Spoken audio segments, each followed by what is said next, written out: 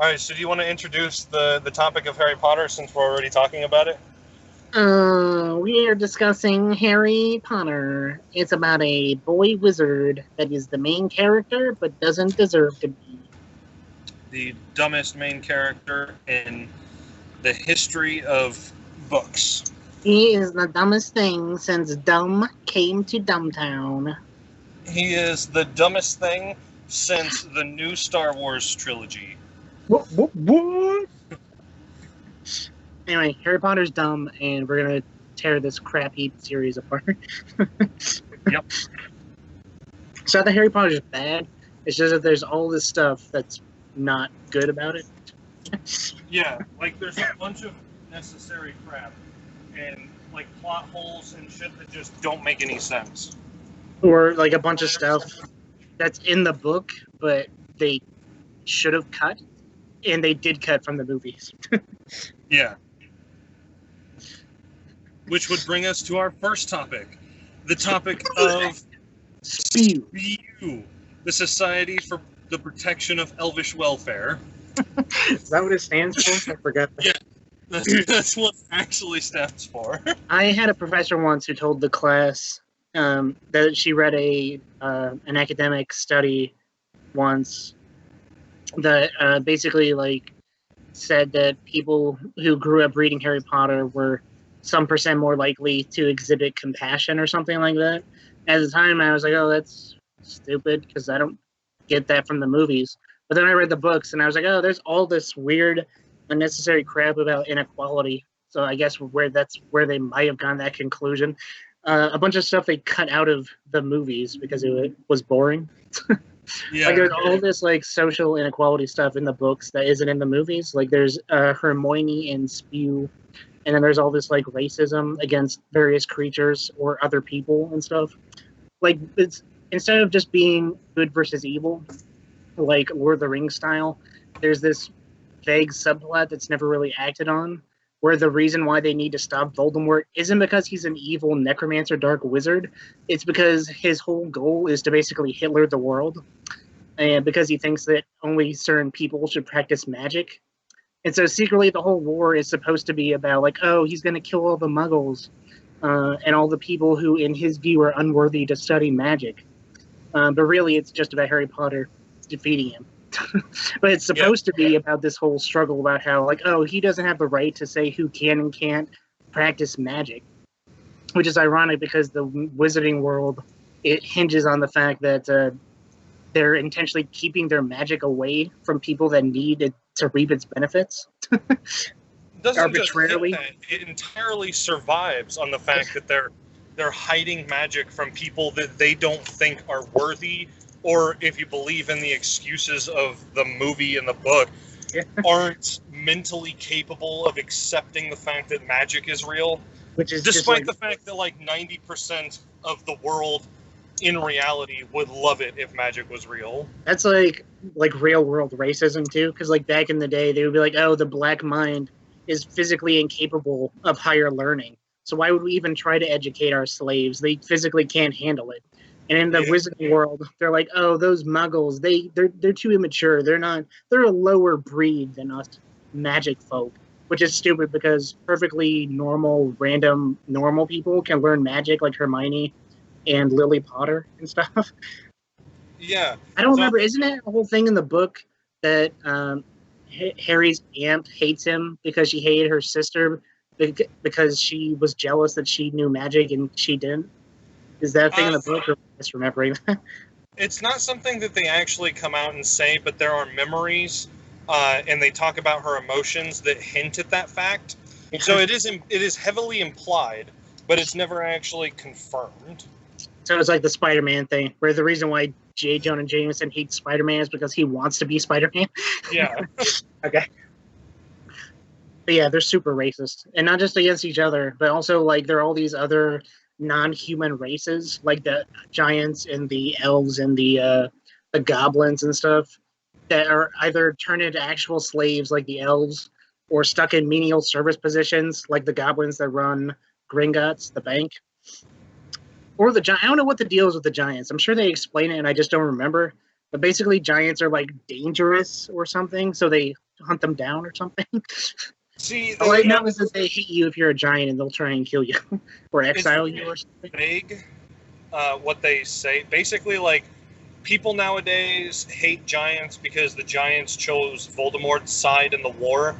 But the giants chose Voldemort's side in the war because everyone hated giants.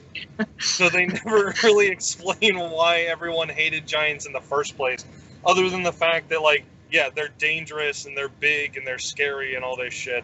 It reminds me of the Death Eaters. Like, they like use them as like labor in the prisons, and then are totally surprised when they like switch sides and join Voldemort. Like, how reliable are these? You mean the Dementors? Oh yeah, Dementors. What'd I say? Death Eaters. Oh, yeah, I meant Dementors. Yeah. Yeah, it's. But they're like totally surprised that they changed sides. Yeah, in the Ministry the whole time, like they're like, "Oh, the Dementors are going rogue," and the Ministry of Magic is like, "No, they're not. The only person that can control the Dementors are Voldemort himself, and he doesn't exist. So you're wrong. They're not going rogue." We're in total control. Sense. Yeah, it's very anti-government. so anti-government, and at every turn it depicts the government as like this, not this super secret organization that's trying to help the Lord Voldemort or anything. Just straight up dumb. They're just incompetent. Like, yeah, they're inefficient. They're basically incompetent children. Yeah. It's like, oh, the majority of our population believes that Voldemort is alive again and back and walking, and we have a bunch of people corroborating the story, and a famous wizard boy who killed him once says that he is back. And everyone's the actual Dumbledore fought him in your main office. Yeah. And they're like, nope, he's not real. That's not true. That can't happen. Like, that's not how your government works. Like, your government is supposed to look at things and be like, okay, we need to prove that this isn't real. But in Harry Potter, it's not real and I don't have to prove it. Well, yeah, we should investigate this, is like the real world. And then in Harry Potter, it's like, no, we just refuse to believe he's back. Yeah, it's so dumb. And then when they finally get, like, the Minister of Magic to believe that he's back because he saw him with his own eyes, yeah. their automatic response is, okay, we need to fire and replace him with someone who doesn't think Voldemort's real. Pretty much, yeah. One of my favorite things about Spew is the fact that, like, Hermione is all passionate about it and no one else cares at all, which is like real life. Like, you try to get people to care about the social issues you care about, like, oh, there's like this inequality, look at this, and then everyone else is like, whatever, I have my own problems, and no one else cares in the whole wizarding world that they have actual slaves making the food in Hogwarts. Yeah, it's super weird. Yeah. It's super, like, it's weirdly accurate that nobody else cares. Like if you care about it, you're super passionate about it, but you can't get anyone else to care about it. Yeah, basically us. Yeah, with anything. but yeah, and something that I found out recently is that apparently, which I still have not checked to see if this is real, so I could be wrong. So take it with a grain of salt, I guess. Apparently, there's an after-credits scene at the end of which one is it? I think it's Chamber of Secrets. That like an after-credits scene in the movie where it shows Dobby and he's wearing a bunch of clothes, and that's it. Like, he's just like walking around and he's wearing a bunch of clothes. And nobody understood what it meant unless they read the book. And I was like, oh, I automatically know what that is. And it's my favorite part of Spew, is where Hermione is knitting all of these hats and socks and putting them around so that the elves will accidentally pick them up and be freed with clothes. Yeah, and then at the end of the book, Dobby shows up just decked out in like 50 hats, 20 pairs of socks, and Hermione's like, what are you doing? Why do you keep taking all of these? I'm trying to free the elves. And Dobby's like, the elves don't want to be free. So Dobby's the one that has to pick up all of these clothes. I'm not sure if that's an after-credit sequence or not, but you can probably check on the hard drive. Yeah, like I said, I saw online somebody talking about it being an after credits scene, but of course that would have been way before after credits scenes were popular. Yeah. So I don't know if like it's just something that I missed because I didn't know it was there or what. But I hate how Harry Potter made like 10-minute credits fashionable, and so now every movie has like you can make an entire movie out of all the credits for the 8 movies. Like that's how yeah. they are. Like they're each like 10 or 15 or 20 minutes long just to see all the credits. And it's like, did that many people really make the Harry Potter movie? Oh, what I can't stand the most, they do this in video games all the time. This is a little bit of a sidetrack, but when you're like when the credits play, and so it's like, all right, here's all the people who made the game, but then they start being like, oh, here's the campaign team, and they start naming all the teams from each country they released it in. So it's like, oh, here's our UK team, here's our USA team, here's our Canada team, here's the Japan team, here's the Montreal team, or here's the Spain team. I don't care who helped promote and release the game in Argentina. Like, just let me skip to the end. I don't care who you are. Yeah, it's like release those credits in those countries. Yeah. But I don't like if none of those people helped on the game that I'm playing, Yeah. don't tell me who they are. I don't need to know who voiced somebody whose voice I never heard. That's when you try and like at the back of a game in a store, and it has like the description of the game in like English and Spanish and French. Have you ever seen that? Yeah. And I'm like, I only speak one of these. Why don't you just change it to all Spanish if you're going to release it in Spain or Mexico? Change it to French if you're going to release it in, Africa and, northern Canada and France. Don't put your weird, stupid, non-English languages on my thing. You're taking up all the space that could be used for artwork that will entice me to buy the game with peer pressure.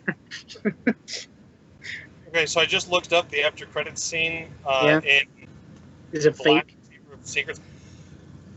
It's real, but it's not at all what I read online. What is it? I still didn't know it was there, but basically they're just in Diagon Alley, and it goes into the shop window for the books, and on it is a book titled "Who Am I?" and it's Gilderoy Lockhart. Oh, I remember that now. I've seen that before. Yeah. I guess he lost his memory. Yeah, maybe they're talking. Maybe it's a different one. I'll check the next movie to see if it's in there, but I'm guessing that if it's not in that one, it was probably fake, whatever I read. One of the things I've always hated about Harry Potter is how they make Dobby out to be some big deal. He's only in I don't remember the books, but I think in the books he's only in there like 3 times in the whole series. Like he's in the second book, and I think he shows up to show Harry Potter how to breathe underwater in Goblet of Fire in the books. Yeah. And then I don't remember what else he's in, but then he shows up and gets killed by a dagger of all things. Stupid way to die in a story about wizards. But he gets killed by a dagger that somehow transports with him through an apportation beam or whatever. Yeah.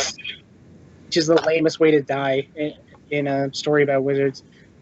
I don't remember if it's in the book or not, but in the movie where Sirius Black dies, like when Draco Malfoy's dad is about to kill Harry Potter, Sirius Black shows up and he's all like, "Get away from my godson!" And he punches him in the face.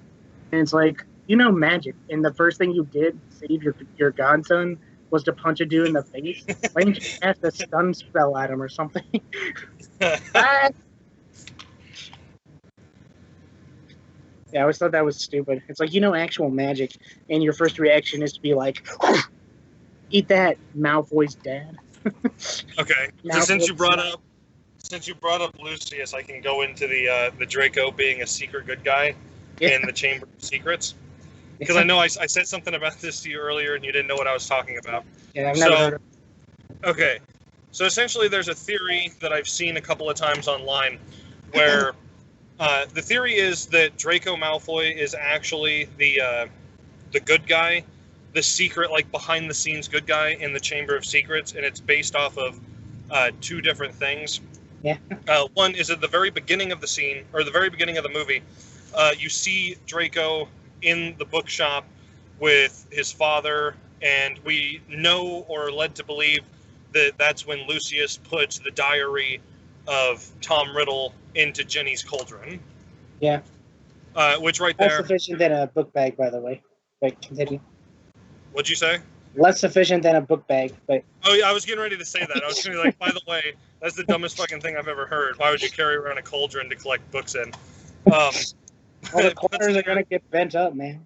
Yeah, but puts her in the thing, and then you see Malfoy in the background, and he's like reading a book, and he rips a page out of the book, and like he shoves it into his pocket, which is a very strange thing to do for someone whose father is rich enough to be able to buy the entire bookstore, burn it to the ground, rebuild it, and then buy that book that his son wants afterward. It's to show how evil he is. He doesn't care. He'll just rip pages out of books. Yeah, well, see, that's what I figure most people think. But the theory goes on later in the movie, once Hermione is already petrified and everything, Harry Potter goes into the doctor's office, and he's like crying over her body and holding her hand and everything, and he finds the piece of paper in her hand. That the adults somehow never found. Yeah, that somehow the nurses never found or anything. Well, what the thing is that right there, Hermione would never rip a page out of a book. Yeah. Like the library is basically her church. Yeah. Books are her god. Like, she respects books. She yells at Harry every time he goes into the restricted section. She would never rip a page out of a book.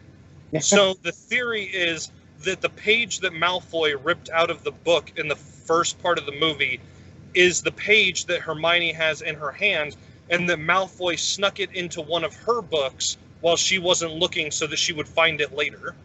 Yeah. So basically, he's the one that would have told them it's a basilisk, here's how to defeat it.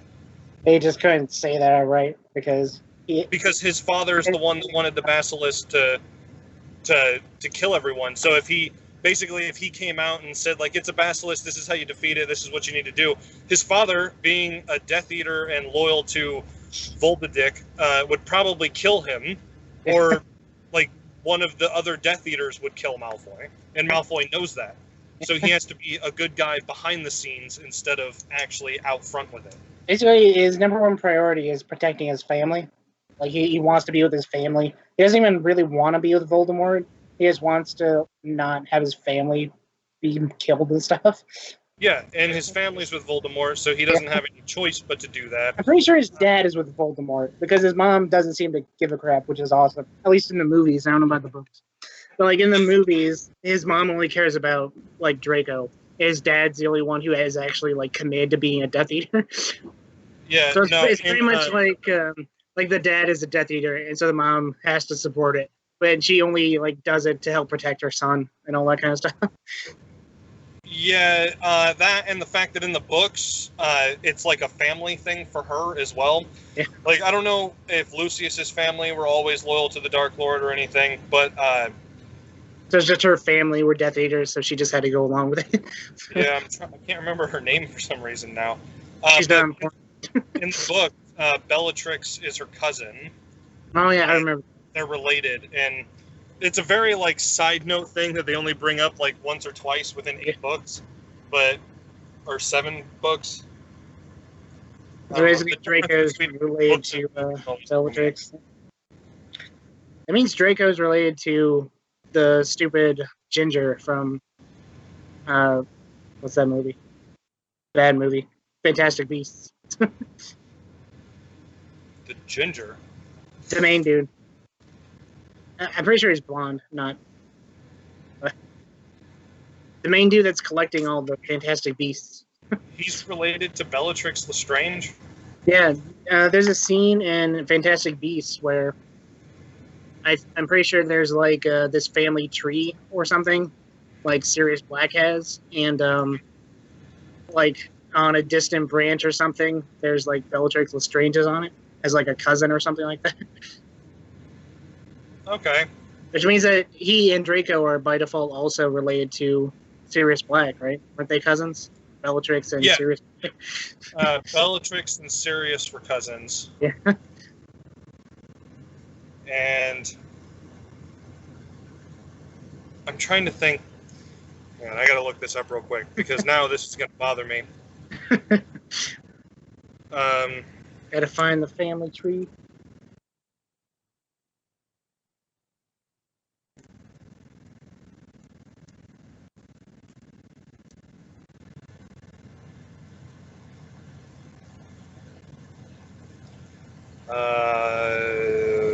Blah, blah, blah, blah, blah, blah. Okay, so her name is Narcissa, which I remember why I forgot that because it's fucking dumb. Stupid. Yep. um, of course, it's not going to tell me her maiden name. Fuck you, Google. I'm not going to. Out of all the useless information Pottermore has given us, actual names of the characters isn't one of them. Yeah, apparently. This is fucking stupid. Okay, I'm just going to say fuck it. Although it did remind me of something else. She's also Nymphadora. Oh, yeah? She's her aunt. Oh, really? Yeah. So basically everyone's related to everyone else. Yeah, everyone's related to everyone else. Which in turn, since Sirius Black is Harry Potter's godfather, Yeah. they would legally be like step cousins or something. Him and Draco. So. Yeah. Yeah, that's stupid. Everyone's somehow related through Bellatrix Lestrange. Yeah, I don't know. Like, how bad does your writing have to be that, like, some magic way all of your characters are related? It's because, like, the wizarding world is actually really small, and they're all inbred. And that's why they have all these hang-ups about letting non-wizards in. So it's just England.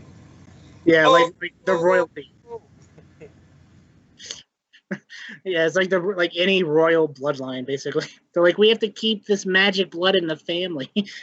Yeah, you shut up and marry your cousin. I don't care if she has Down syndrome and only one eye. We can fix it with magic. Just go through with it. Oh god, that's fucked up, and that's probably exactly what happens. Oh my gosh. Oh, Jesus. Speaking of family members and inbred marriages and shit like that. What about Austin?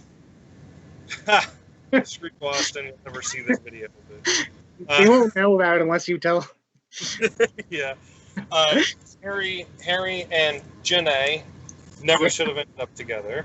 Yeah, they're like the worst. I don't understand why, because from the start, like, everyone's like, oh, it's Hermione and Harry. They'll be the ones to end up together. And then for no reason, halfway through, J.K. Rowling just, like, changed her mind.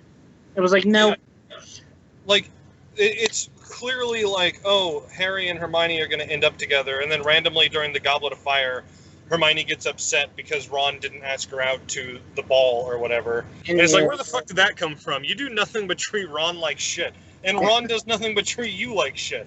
Why would you guys like each other? And then all of a sudden, you're like, oh, we treat each other like shit, but it's out of love. And I'm like, I'm pretty sure it's not. Yeah. I think it's the one after that where he gets an actual girlfriend, and then she gets all upset about it. Who was a black girl originally in the movies, and then when they found out she was a real character, they changed her to white. By the way. Yeah. And then J.K. Rowling was like, oh, she was white the whole time, like after the fact. But she was such a minor character, they never established what race she was. So in like the first 3 movies, she was black, and then like, oh, she's a real character now. Can't have that. Switch. Yeah. Ron can't get jungle fever. He's a ginger. Yeah, we can't show a white man getting with a black girl. Or a ginger getting with a black girl. Can't really show a ginger getting with anybody. I mean, out of 7 books, they kiss once. So. Yeah, so I think even J.K. Rowling said, like, oh, you know, if I had to do it over again, it would have been Harry and Hermione or whatever. Like, after the fact, she was like, yeah, maybe that was the wrong decision. Yeah, because it makes more sense. Like, they were closer together. Harry's the chosen one, and he has glasses. She likes to read books. Yeah, like, there's no way Hermione is dumb enough to fall in love with a ginger. No offense to gingers out there who aren't watching this video, but Gingers. Anyway, uh, speaking of gingers, it's kind of weird how there's this whole scene in, I think it's Half-Blood Prince. I don't remember which movie it is, but it's not in the books at all. It's the scene where Bellatrix Lestrange and some other Death Eaters show up and burn the Weasley's house down. Do you remember that? oh yeah, yeah.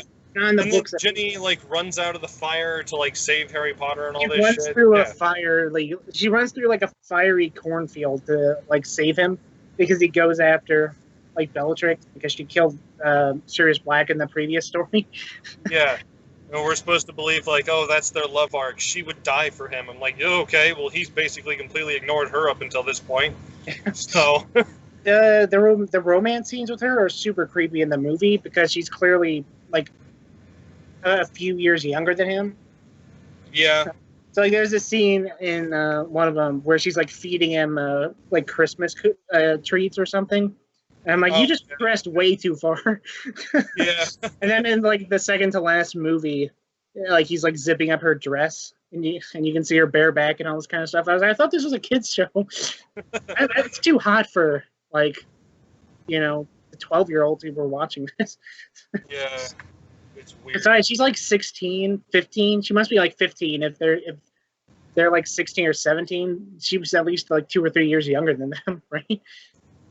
Well, see, it seems like that because that's the way they make it seem in the movie. Yeah. But she's in the Chamber of Secrets, so that means that she's only just 1 year younger than them. Yeah, that means that she's only 1 year younger. It's still creepy. But even in the book, the way they describe her compared to themselves is like super young. Like it makes it seem like they're already like 15 and she's like 12 or something. But I mean, she's not. I think it's just really bad description work on J.K. Rowling's part. Yeah, because she's not a good author. No, she didn't make a masterpiece. She made Jedis with shitty lightsabers. Yeah, I don't understand why Harry Potter was as much of a like sensation as it was. I think it was because it was different. Like every major aspect of literature has a specific setting. So like you have a bunch of people who love Lord of the Rings because it's this magic world with different creatures and all this shit. And you have a bunch of people who like Star Wars because there's still kind of like magic creatures in space and it's magic. And then you've got Trekkies who are super into Star Trek because it's a different world and all this stuff. And then you've got Harry Potter, which is still, it's got magic creatures and magic and stuff like that, but then it's set in the real world. And it's written in such a shitty way that you can actually pretend like you're one of the characters, even if you are a Neville Longbottom. Potato. Fucking potato. Are the wands like lightsabers? Okay, so the thing, and I'll disclaim that I'm not the person who came up with this theory or anything. It's something that I saw online. But Harry Potter is exactly the same as Star Wars, the original, and in the sense that it is about a little orphaned boy with magical powers who is raised by his aunt and uncle who refuse to tell him about his magic powers or even reveal to him how his parents actually died until a magic bearded man shows up to whisk him away and take him to a place where he's going to learn how to harness his magic, where he learns by an elderly wizard that seems like he's high most of the time, until he finds three friends to travel around with and do all of his adventures with, and you think that he's going to end up with the woman of the group until you find out that she doesn't actually like him. She ends up with the scruffy comic relief, which just happens to be his best friend. And there's magic and a shitty fight at the end. And the wands are basically like Dragon Ball ki blasts, just like how in Star Wars, like they have the lightsabers. The wands are like lightsabers, except for the fact that the colors are opposite. So, like in Star Wars, green is good and red is bad. But for some reason in Harry Potter, green is bad and red is good. Yeah, I don't get that. Yeah. Like To be green honest is with you, light, and then red is supposed to be like blood. But it's the reverse in Harry Potter. But they need the Dragon Ball style like energy beam locks, where the two beams hit each other and just stay there forever. And then they have to do this fight where they're like struggling to overpower each other's blast or whatever. Yeah. And then there's this. Like, cite your sources, J.K. Rowling. Yeah. Michael Crichton has a bibliography in all his books. Harry Potter should have one from all the places she ripped out her cliches. Oh yeah. Because I mean, it's exactly the same story. Like I said, in all the ways. Like if I were to have described that without talking to anything, half of the people would have said Harry Potter, and the other half would have said Star Wars. The older half probably would have said Star Wars. But since we're talking about how Harry Potter grew up and all of this shit, I can tell you the fan theory about why the Dursleys hate Harry Potter, which I'm sure you've probably heard before. Right? What's that? Because he's a Horcrux. Yeah. But I saw something like 2 days ago that doesn't really explain it more because, like, I already sort of believed in that. I was like, okay, that makes sense. He's a Horcrux, and whoever possesses the Horcrux is the one who basically like, the one with negative feelings and all of this shit. And the way they explained it, and they're like, oh, well, if that's true, then why is it that only the Dursleys hated him and Ron and Hermione didn't hate him when they started hanging out a lot? And the concept was that you have to possess a Horcrux for it to affect you emotionally and mentally. So since when they get the necklace, they're swapping possession of it by actually trading it back and forth between them. But when it comes to the possession of Harry Potter, the Dursleys are the ones who take care of him. And in their eyes, he is basically just an object. So they basically possess because Sirius Black offered to adopt Harry. That's why he died. Because the bad luck of Harry infected him and got him killed.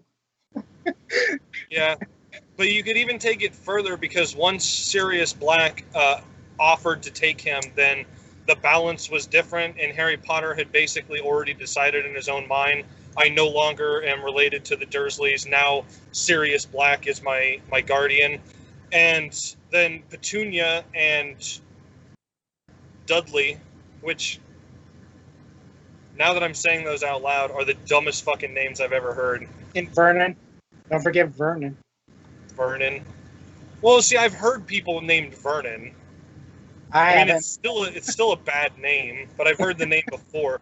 But Dudley, who names their fucking kid Dudley? If anyone watching this video is named Dudley, go fuck yourself. Your parents already hate you. And Petunia, you know how many other like pretty flowers there are? I guess Petunia seems like one of those names. It's the least prettiest flower name I can think of. Yeah, but it seems to me like one of those old people names. Like Petunia would be the name of like a 90-year-old woman. What's that? Your great grandma would be named Petunia. Yeah. Like Petunia would be like something like a 90-year-old woman in a nursing home would be called. And they're like, oh, what's your name? Oh, sweetie, you can just call me Petunia. Nope. Sorry, Granny. But Petunia and Dudley, god damn it, actually start treating him with respect. And in the end, like when he finally is like, okay, this is the last day that I'll be under your protection. The magic will no longer be used to protect this house. I can't hide it anymore. They will come. They will get you.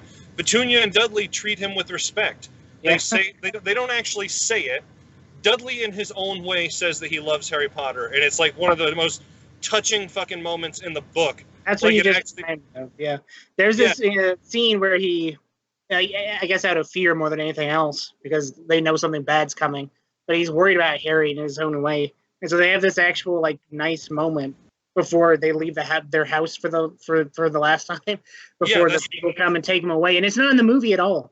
I'm like, we've seen this dude be a prick to Harry like every movie, basically. And like the actual only payoff, you just skipped it. Of all the things you're supposed to skip, the emotional payoff about having a small reconnection with like your relatives is not the thing you skip.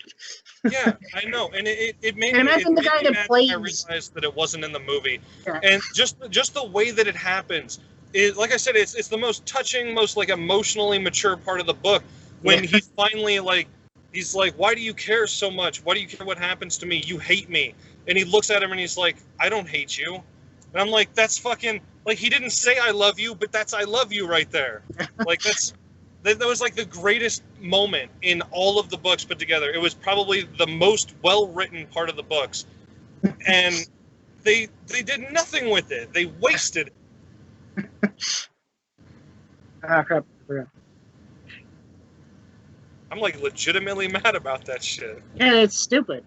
Because they show him being tormented by his relatives like every movie or book or whatever, and then they never do anything to like pay it off by the end. Even though they do in the books, like they give you this little thing, which is actually like super touching, and they just skip it altogether. And basically they turned the last book into 2 movies for no reason.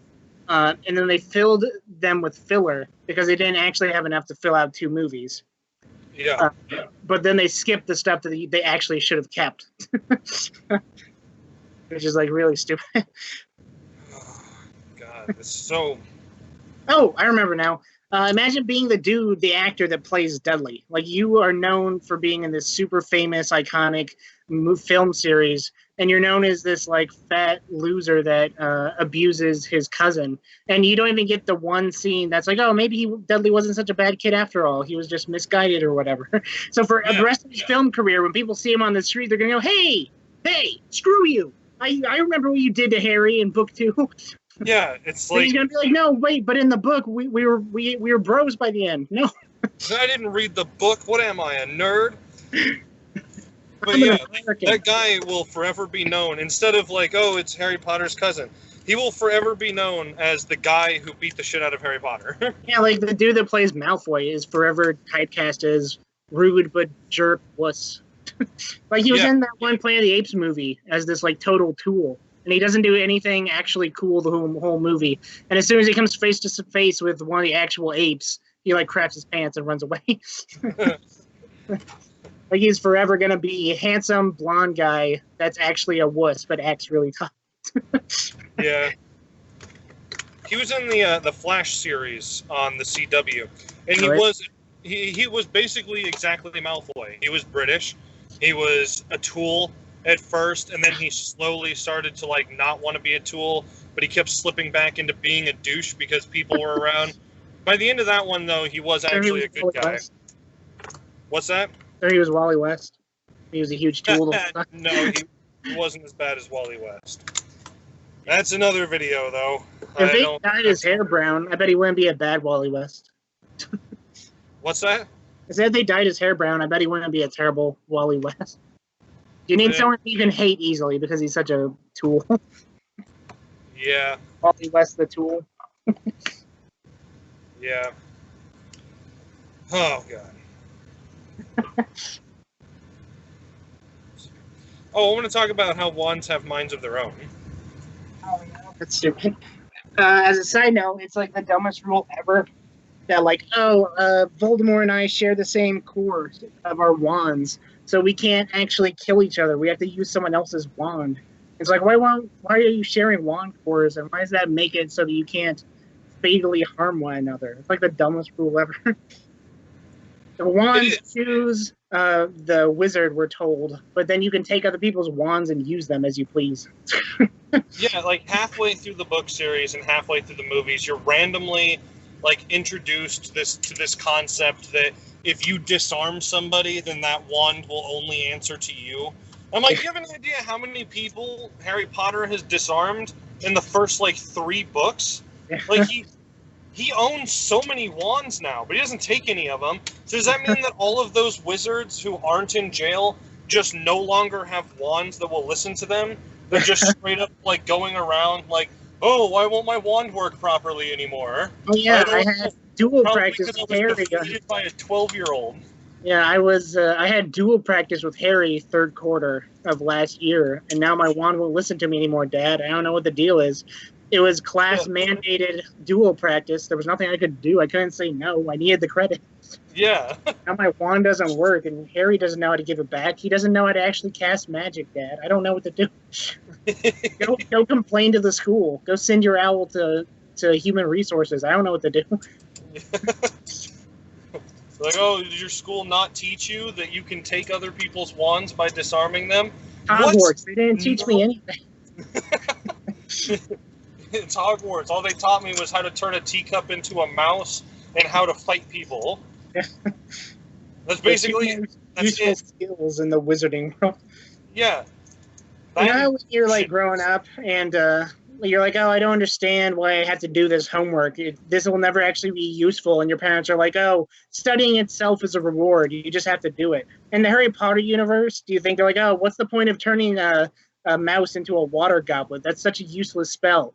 And then the parents are always like, oh, no, there's no such thing as useless, son. The studying itself is valuable. You're practicing your magic skills. And he's like, but that's literally animal cruelty. Why would I ever turn a mouse into a water goblet? That's not cool. And they're like, just shut up and do it. Why would I ever use this spell? Well, what are you going to do if you're in the forest and you don't have a cup and there's a stream next to you, but there's a bunch of mice? Why would I be in the forest? I'm a magician. I can teleport. I can use a water spell. Yeah, I could just flick my wrist and I could be on the other side of the earth in a warm and cozy cafe. Why would I ever need to be able to turn a mouse into a cup? The majority of the spells that they teach are dumb as shit. And they only teach them to like have some weird sort of payoff in the first like 2 or 3 books. Like in the first one with the Philosopher's Stone, they go hardcore on Wingardium Leviosa. And then it comes in handy when they're fighting the ogre giant thing.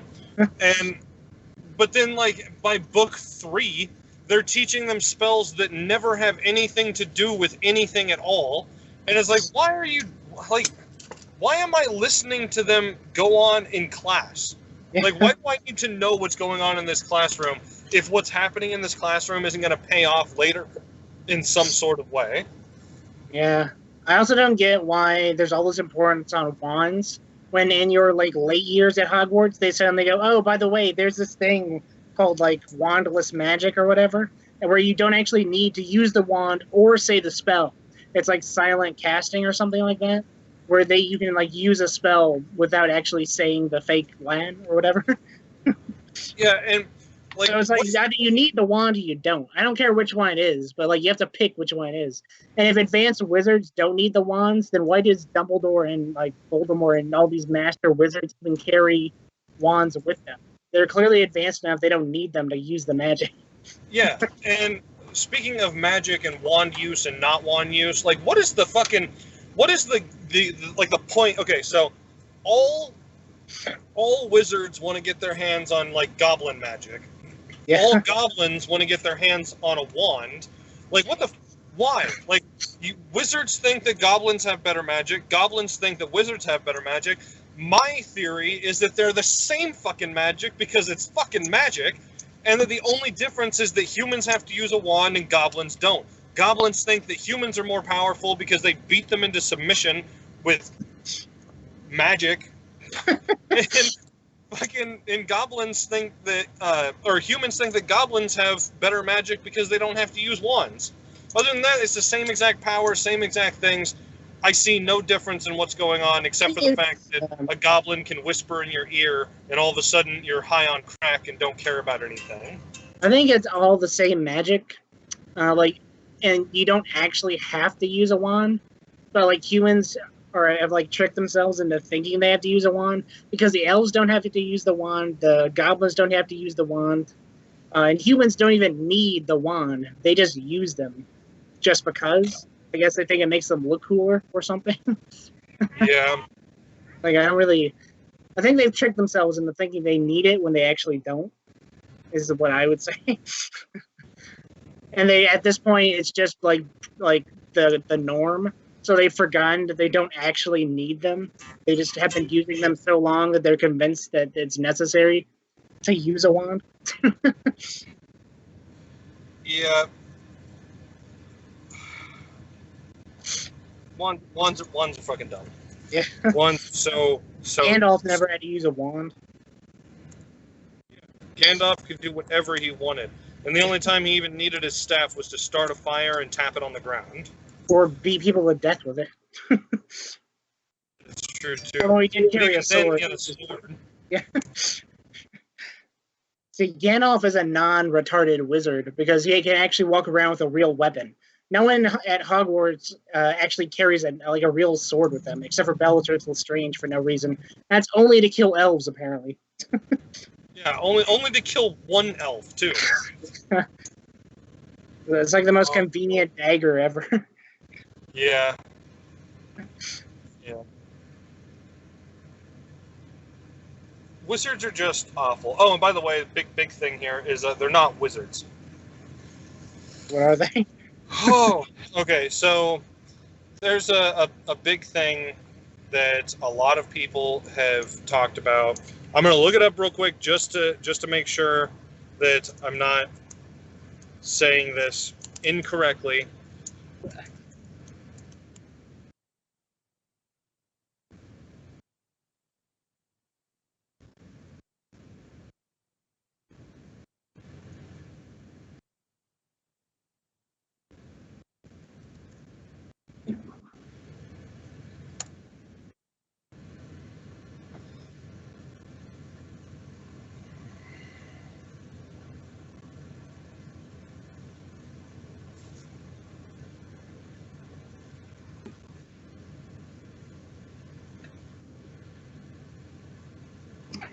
This is that.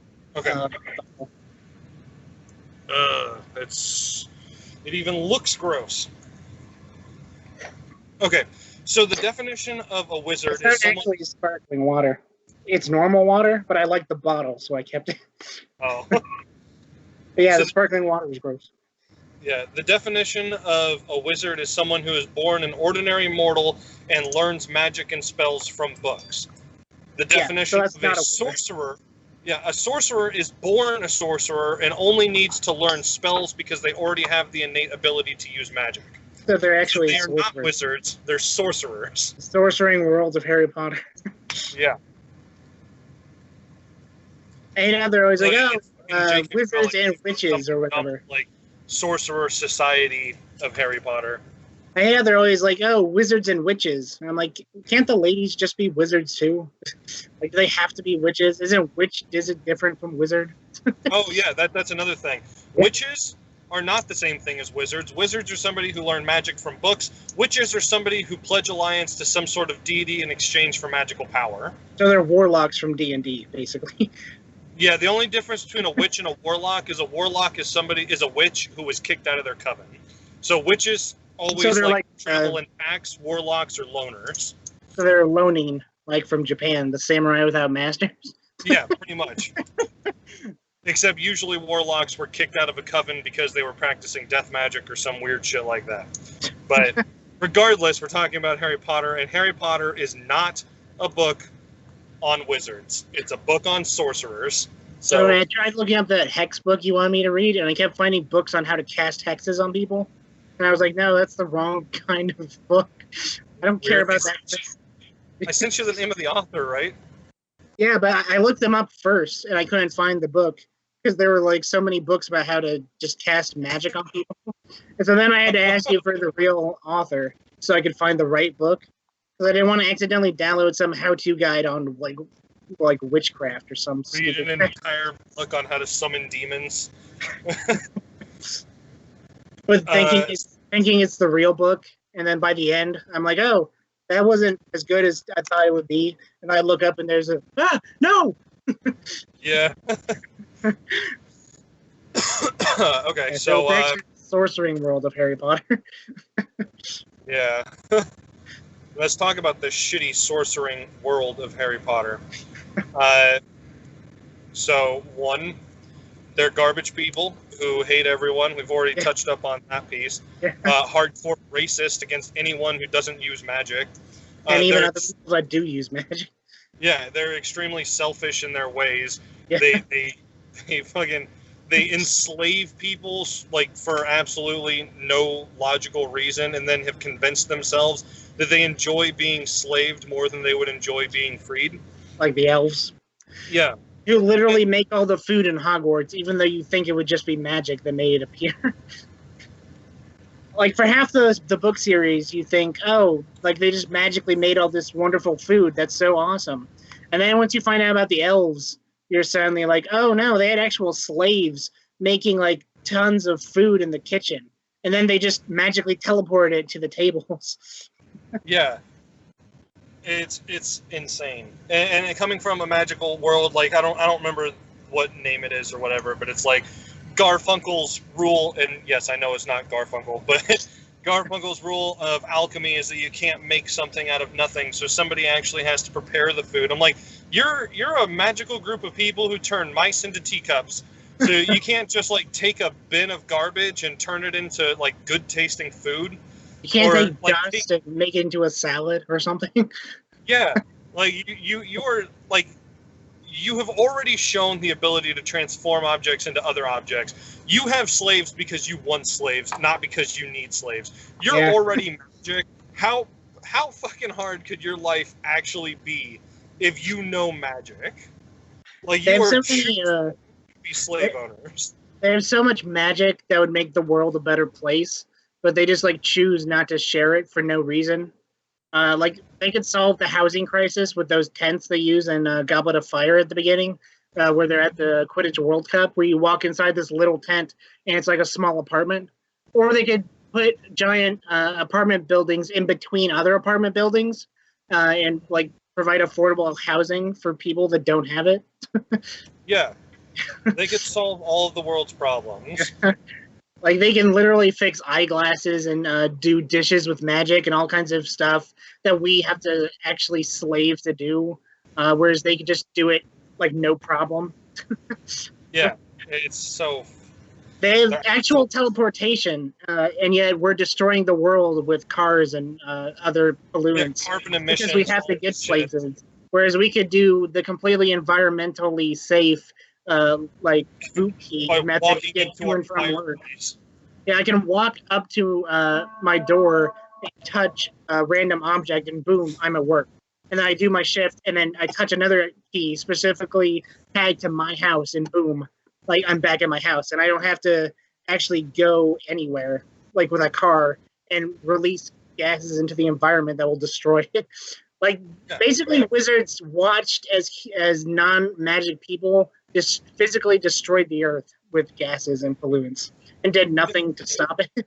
Not only, like, did they watch us suffer from, like, things that we couldn't control, things that we had to innovate our way out of and destroy the earth, but they watched us suffer in actual things, like wars and all of this shit.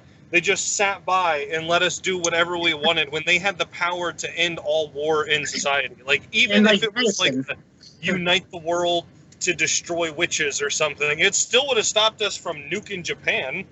Like, like, I think about medicine as being maybe one of the biggest things. Like, they can literally, like, put your blood back in you. Like, when Harry straight up kills when Harry straight up, like, murders Malfoy in the men's bathroom in Half-Blood Prince, Snape, like, touches him with a wand and all of his lost blood returns. And in the one where Ron gets spiced or whatever, like, Hermione literally, like, reattaches his arm with magic and all kinds of stuff. Luna Lovegood fixes Harry's broken nose with a wand flick. And the one where evil, like, Draco Malfoy kicks him in the face for peeping on him with the magic. Yeah, and she's like, I can try and fix your nose. Have you ever done that before? I've done it on a couple toes. But yeah, they have all this magic to, like, there should be a magical specialist at every major hospital in the world. And that would just think how many lives they would save. You wouldn't need hospitals. You would just need one wizard in every town, and they could heal everyone within, like, a 10-mile radius. I mean, obviously that would be a lot of work for one wizard, but you put 3 or 4 Think of how them many in there, jobs they would one provide down an in the hour. wizarding world if they did that. Yeah. Like they only actually bring up like 3 or 4 jobs that you could possibly have in the wizarding world. One of them is hunting down evil wizards. Yeah. One of them is studying magic creatures, and one of them is being a dragon tamer. Yeah. And then by default, magical professor. But those jobs are probably rare. Yeah, because there's only apparently like 5 schools in the world.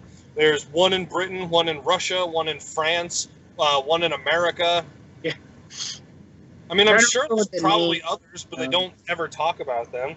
And since we're talking about the schools, not only are they selfish and like lazy when it comes to fixing our problems, non-magical people, but they're extremely like they don't help each other out either.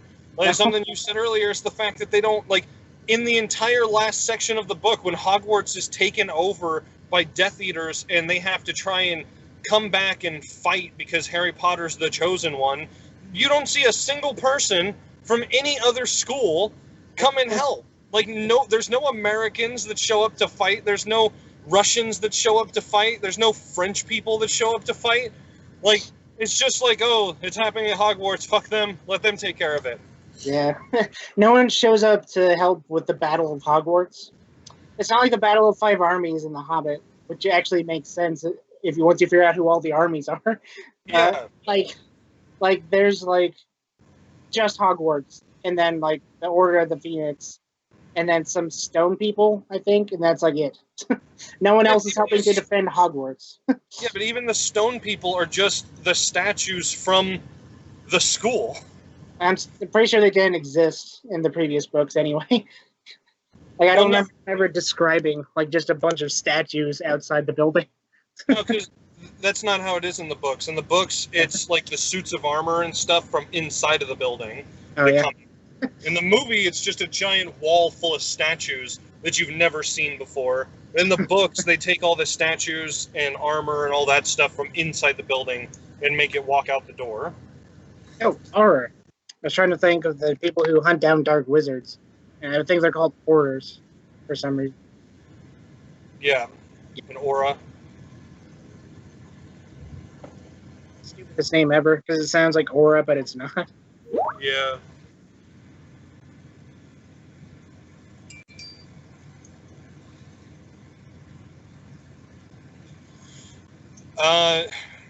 Sorry, you text me on here and my wife text me on my phone. That's fine. But speaking of stupid shit in the Battle of Hogwarts or whatever, if they would have just told real people about the problems that they were having, not only could we have tried to help or at least understood why we're dying for no reason, we could have used guns. Like that's one thing that nobody in Harry Potter ever like realizes is a thing is guns. Like, oh no, they have magic. I've never seen them make a force field out of magic. They have spells that stop other spells, like anti-magic spells. They don't have any spells that can be an effective barrier against a sniper rifle shot. Yeah, the Ministry of Magic would destroy your little swing. Yeah, come here.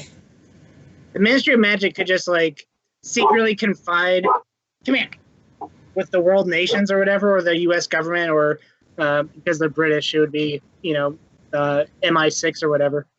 MI9, whatever they're called, and then basically just secretly organize like a sniper agent to go assassinate Voldemort. Like, okay, tell us his location, and then they teleport the sniper out to some long distance range, and he just shoots Voldemort in the head. And then all you have to do is worry about all the rest of the Horcruxes. Yeah, and it's like, okay, well, we're in Britain right now, but Britain's not going to be able to do anything because I don't think the police's bobby sticks are going to do anything against Voldemort. We're going to call our cousins in America. We're going to get all of the students out of the building, and then we're going to nuke that fucking place. Hey, you remember that weird baby fetus? You remember that nuclear weapon we didn't stop you from using? Mind if we borrow that? Yeah. I feel like that might be effective. Yeah, we need one of those. Are you going to attack us? We're going to attack ourselves. Just don't worry about it.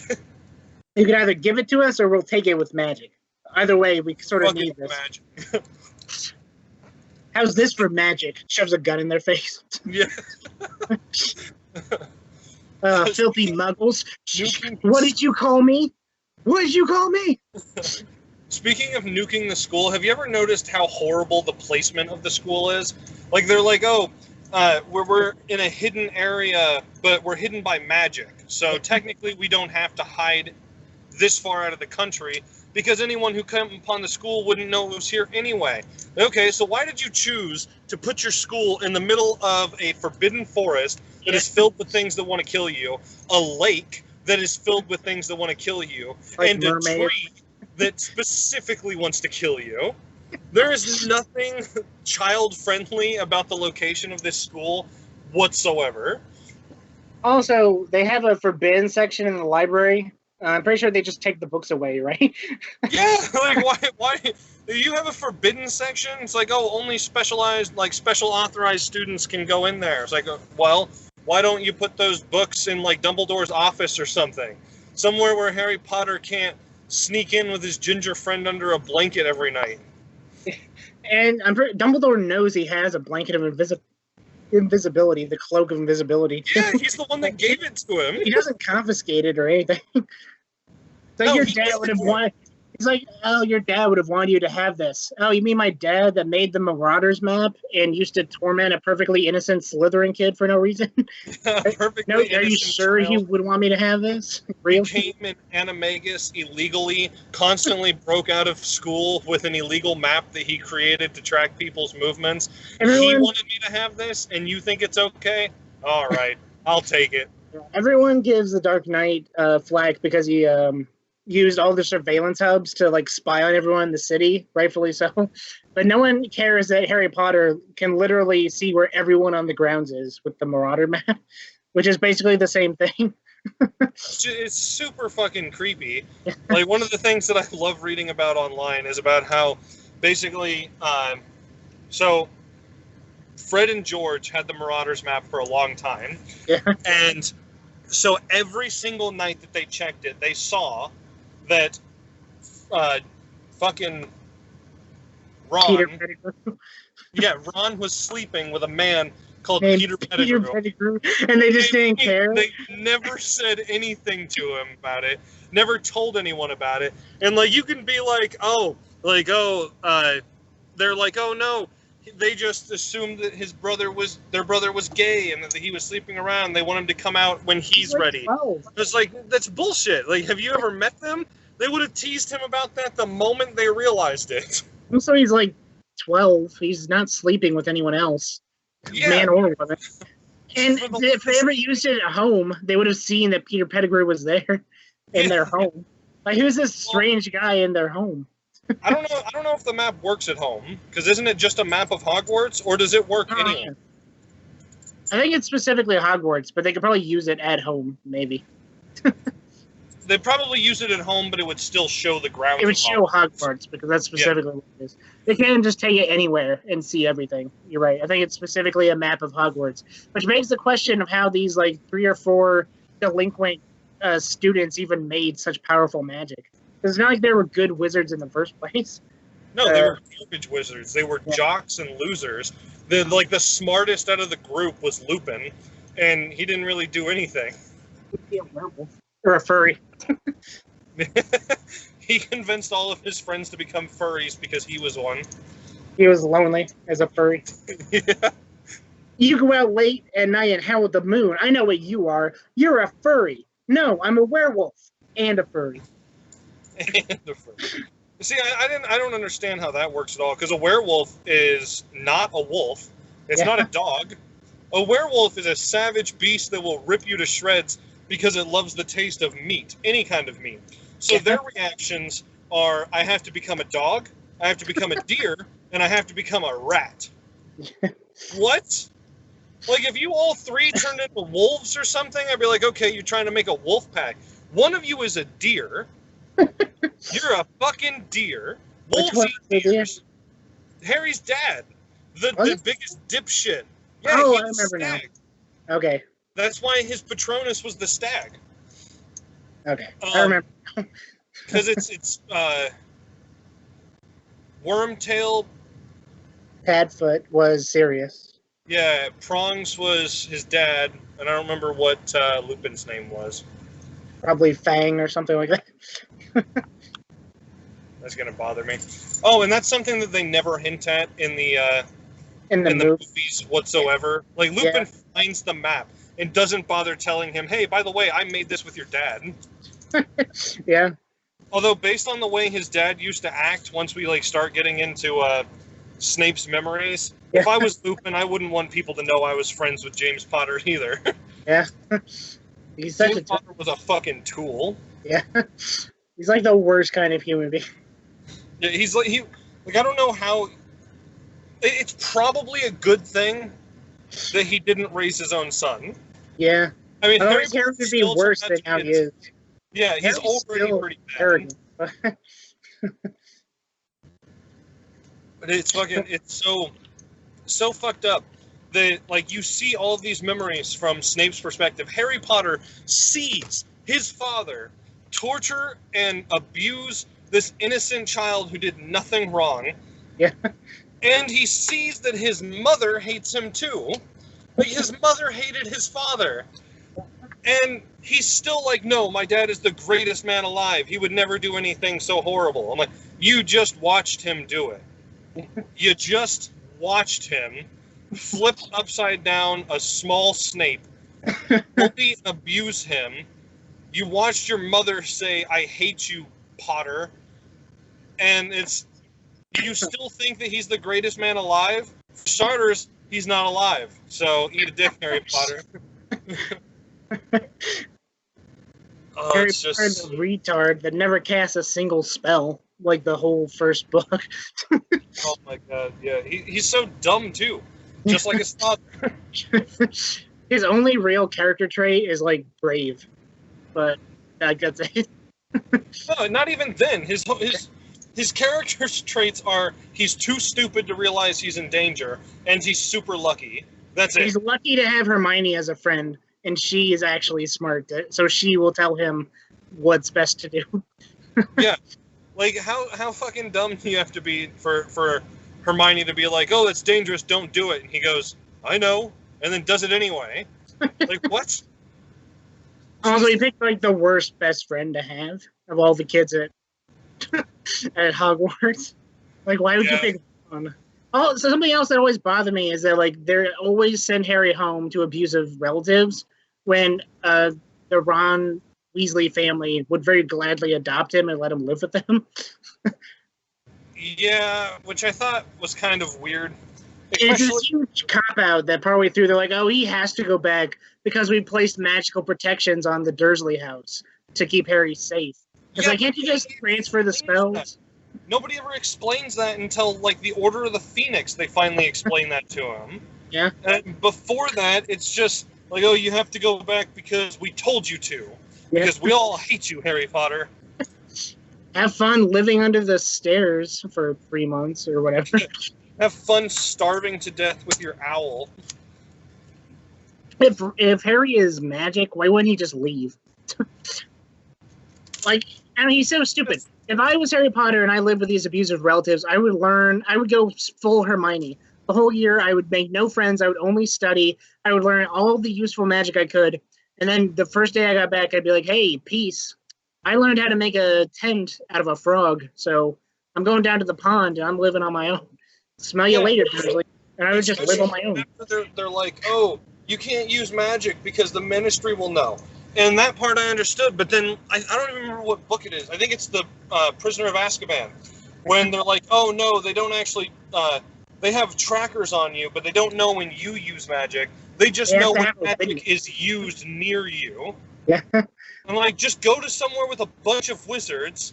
Magic will be used around you all the fucking time, and no one will be able to tell when you're the one that did it. And the most logical thing, Harry was apparently loaded, and he has this huge wealth at the Gringotts. Why can't someone open up an apartment for him let him live in the wizarding world? Like, why does he have to go back to the Dursley? He can't just have his own apartment. These are magic. Yeah.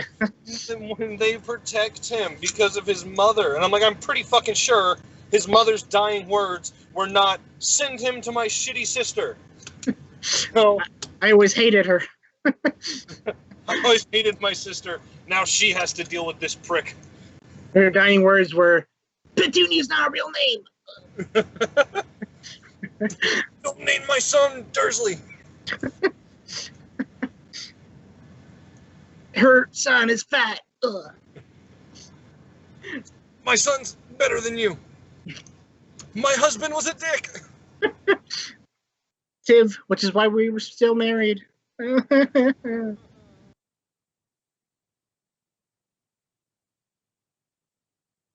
Yep. Yep. Nope. Yes! I will fucking murder you.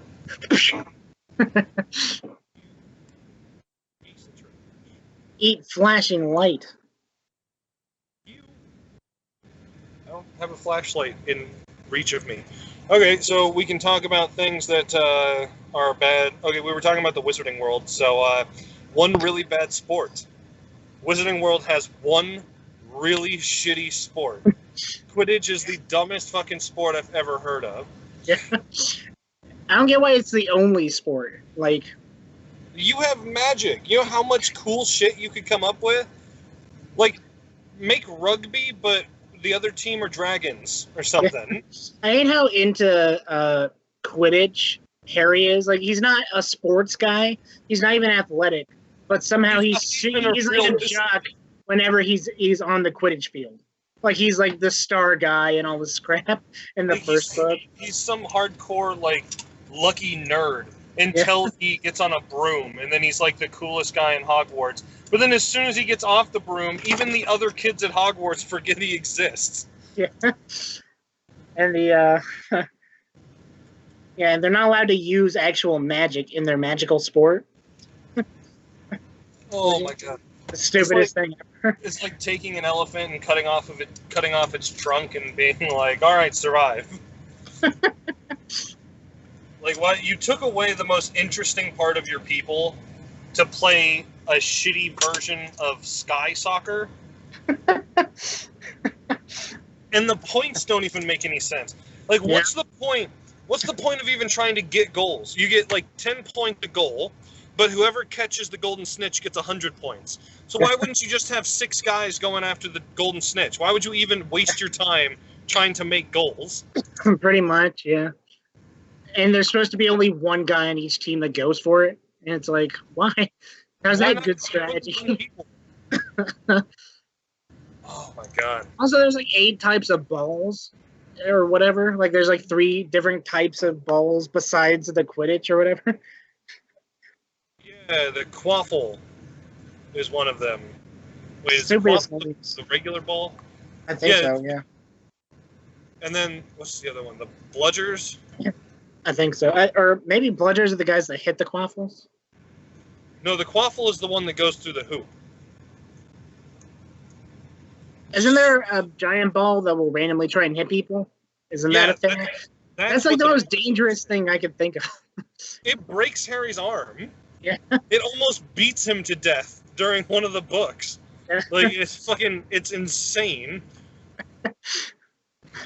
Yeah, it's like, oh, we're going to play Sky Soccer. That doesn't sound interesting enough. What if we throw in magic balls to try and kill you?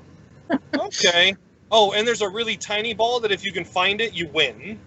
Also, it flies away from you. Like, well, how are we going to stop people from just looking for the tiny ball? We're going to make it really fast. I think, like, J.K. Rowling was high or something when she came up with Quidditch, because nothing about it makes sense.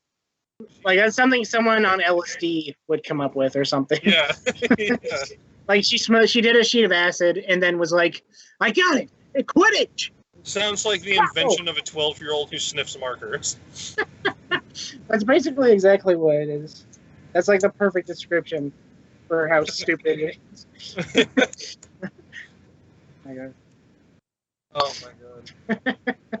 And they have no other sports. They could just do normal sports, but with magic. Like, they're so uncreative as a society. that they can't think of actual sports that include magic. Like Quidditch is the only thing they thought of. Yeah, what do you expect from a society of people who have everything handed to them by magic? Like they're so inbred. That's like the only good idea they can think of. Like, we have magic. We should make sports with magic. No. Let's take all of the sports and put them together, and then we'll only have one sport. Let's take the worst aspect of every sport and combine them and add broomsticks. I don't understand why they don't have normal sports. But with magic. Yeah, like Quidditch sucks. Do you know how much fun soccer would be if you had magic? Or someone kicks the ball and you just go whoop. Yeah, like a ball. Like, you play soccer, but with the balls that try and kill you. Like, go around. So you're running away from the ball. It's going toward the goal, and then it turns around and beats your best friend in the head.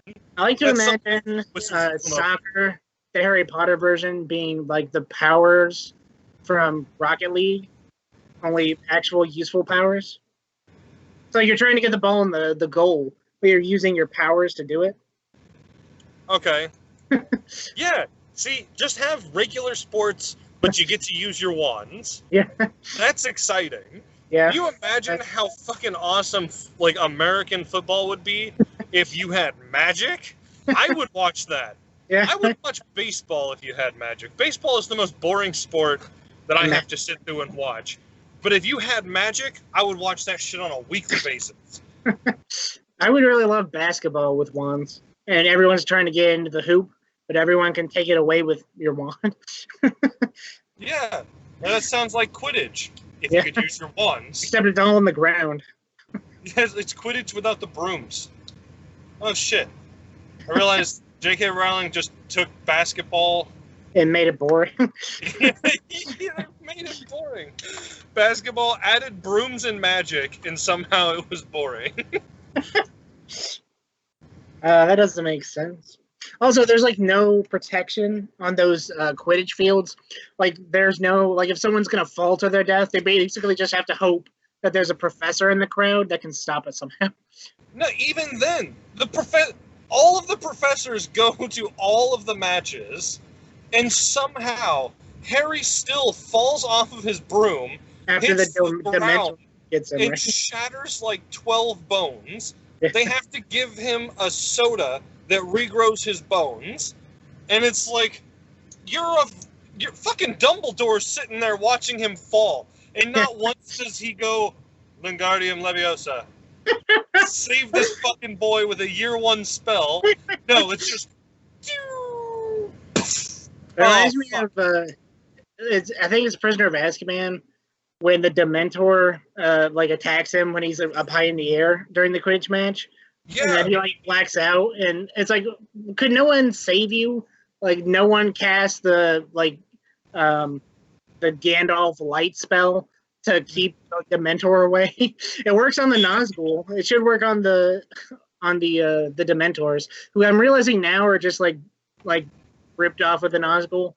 I didn't realize it. I haven't realized it until just now. But they're basically just Nazgul, but they can float. They look smaller, and or they're smaller and they look dumber. Yeah. Oh, and you can dispatch them with light. That works in both ways. Yeah. Like, they're both afraid of light, except the Dementors try and make out with you before they kill you. Yeah. They give you death's kiss or whatever, where the Nazgul just give you death's sword. So that if they're like Nazguls, if Nazguls were floating predatory rapists. It's not like in Deadpool where death is at least hot. You know, they're just ghouls. Yeah. Oh, it's so dumb. Nothing about the Harry Potter universe makes sense if you think about it. Nothing at all. Also, I forgot to mention it, but like, they teach these kids magic, but never teach them anything real. Like, they don't learn any real math or science or even like current events, whether in the real world or the wizarding world. They don't teach them English. Like, they don't teach them any real classes. They only learn magic. Yeah, Like, it's no wonder the wizarding world is so messed up. No one is actually intelligent. It's like if like 10th graders had the power of Superman. They can do anything they want, but they don't have the intelligence or the maturity to figure out how to use their powers in a way that's actually good and reasonable. Do you think Voldemort would have been a good guy if in school they taught him what happened to Hitler? I think he might. I don't think he'd be a good guy, but I think it might have discouraged him. He might have been like, "Oh, maybe I need to readjust my plans." Yeah, maybe I should do something else because at this point I'm just Magic Hitler. Or even teach them magical history, because then Tom Riddle would have been like, "Oh crap, Headmaster Dumbledore totally wasted the last Dark Wizard Master, Grindelwald or whoever. Maybe I should train before I try and step too much." Oh, by the way, Dumbledore is the only wizard that Voldemort fears, yet he never tries to just go and kill him. But he's the only wizard strong enough to defeat Voldemort, and they try and like paint them as equals or whatever. But like, you're twice his age. You have like 10,000 times more experience than Voldemort does. Just like hunt him down with magic or a spell or something. Challenge him to a duel and kill him, and then hunt down all of his Horcruxes. You are the strongest wizard in the world. Like this is I'm the strongest wizard in the world. I could easily defeat Magic Hitler, but instead, I'm going to breed this 12-year-old little boy to do it for me because I'm bored. And I'm going to gift school property to him in my will. Yeah, in the magic hopes that he realizes that's how you destroy Horcruxes. Instead of just telling him, "Yo, Harry, basilisk venom. Get like a metric. Get like a 2-liter jug. Fill it up with basilisk venom and like dump it on whatever Horcrux you find." Yeah, like Jesus fuck. Speaking of ripping off Lord of the Rings, the Horcruxes magically become the One Ring by the end, where if you hold on to them, they corrupt you and make you like evil. Yeah. And they try and like retconning like, "Oh, Tom Riddle's diary was a Horcrux the whole time." It's like, no, Ginny Weasley wasn't evil. She was possessed somehow, but the Horcrux doesn't possess you. It just like makes you more evil and like short-tempered or whatever. Yeah, I'm not buying that, J.K. Rowling. It honestly seems like the only Horcrux that had power to do all of that was the necklace, because none of the rest of them have that power. The ring had the power to send Dumbledore into the past, but it didn't make him evil or hate everyone or want to kill himself. Speaking of retarded Horcruxes, why would he put his soul in a mortal snake? Oh yeah. Like, did he? Unless he has some sort of unless he gave Nagini Horcruxes, like that isn't working out for him. Like if he somehow gave Nagini its own Horcruxes, then I could see, okay, make the snake the Horcrux, because that snake has 9 lives or whatever. But no, like it's just a snake. Like if he plans to live forever as an immortal because he used the Horcruxes, then by default his snake's gonna die eventually, and then the Horcrux is gonna be gone. Yeah, and part of his soul is just forever. At the end of like the snake's lifespan. Yeah. And you just wasted your time with that chunk of your soul. Also, how do you accidentally create a Horcrux? Like that's some huge plot point where he like turns out Harry's a Horcrux and that's why he has the scar or whatever. But it's like, oh well, how do you accidentally make a Horcrux? Yeah, like you have to do like some specific ritual or some shit to be able to split your soul. So why they explain it so well? How you actually make the Horcrux? The only thing that they explain is that you have to kill someone. Yeah, the most I gathered was that you do it by killing someone. And it's like, well, he's a serial killer. Does that mean he's splitting his soul every time he murders someone casually? Well, they don't explain how to make the Horcrux, except that it has something to do with when you kill someone. Killing is so evil, it distorts your soul and breaks it apart, which is retarded. Yeah. I think that's the premise, which is also why they try to explain why he's all deformed. They're like, oh, his soul is deformed, and so it reflects his physical being, and that's why he has no nose or whatever. Yeah. Harry Potter is the #1 franchise of making things up as it goes along. Yeah.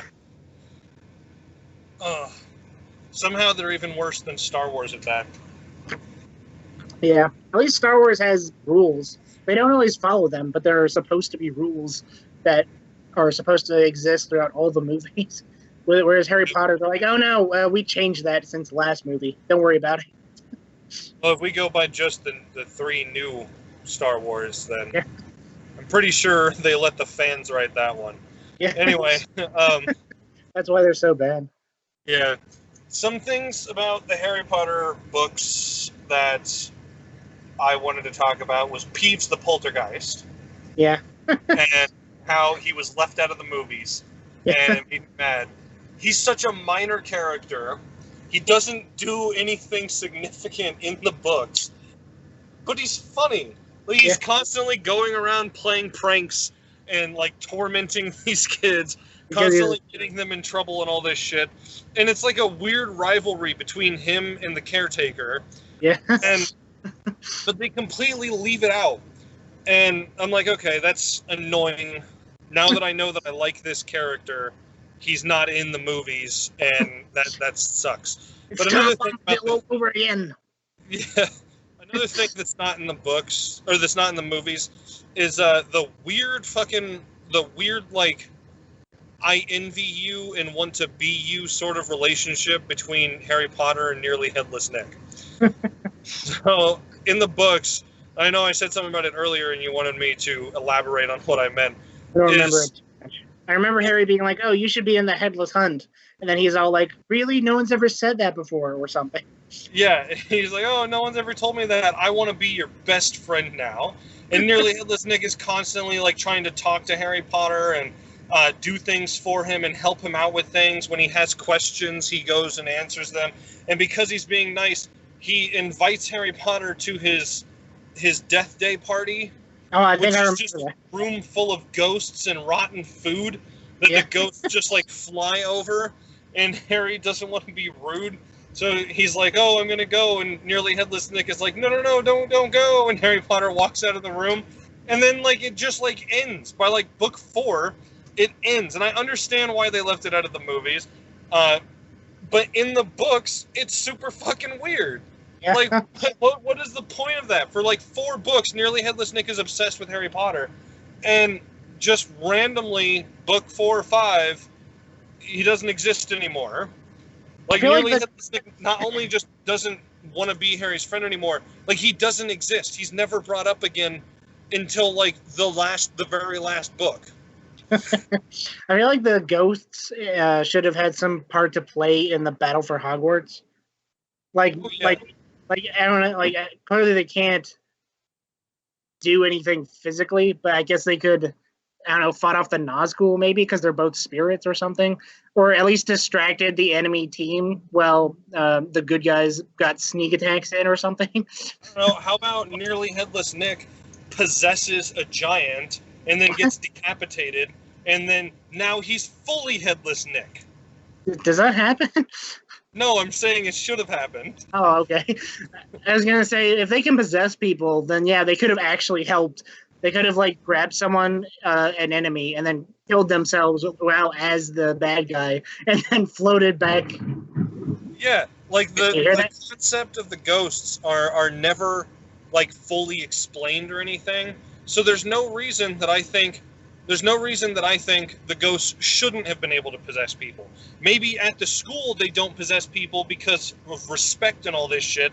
But it would have been so much cooler if all the ghosts fucking rush out of the walls or something, like fucking Lord of the Rings style, ready for battle, and then they just jump into the nearest Death Eaters and start slicing their own throats.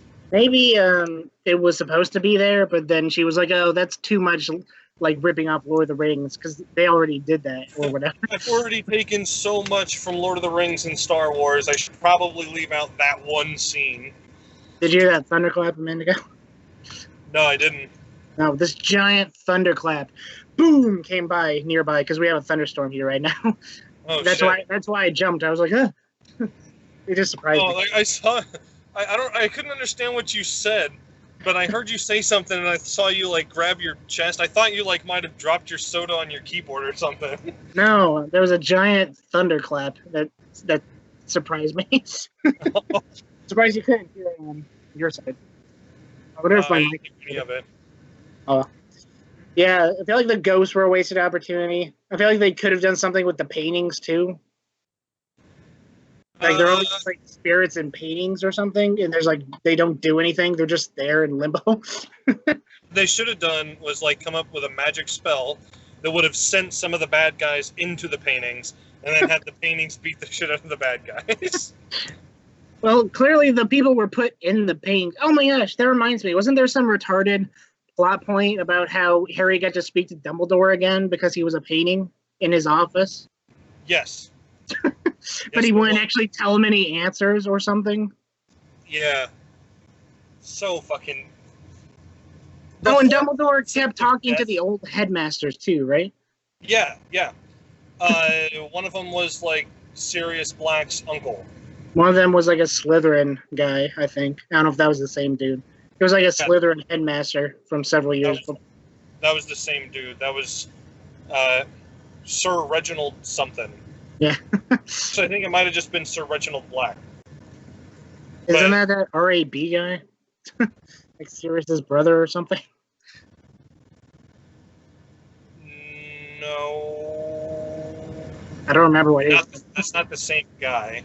But they were both named the same. I'm talking about the guy in the painting. Yeah, I know. I'm saying, wasn't that guy's name Reginald or something? I don't remember. I know it started with an R, and it wasn't Remus. I don't know how I remember half of these names. They're so unmemorable or just like straight up stupid. Yeah. I think it's because they're so stupid they stick with you. Because no one would be called those names in real life. Like, I mean, who's named Harry, you know?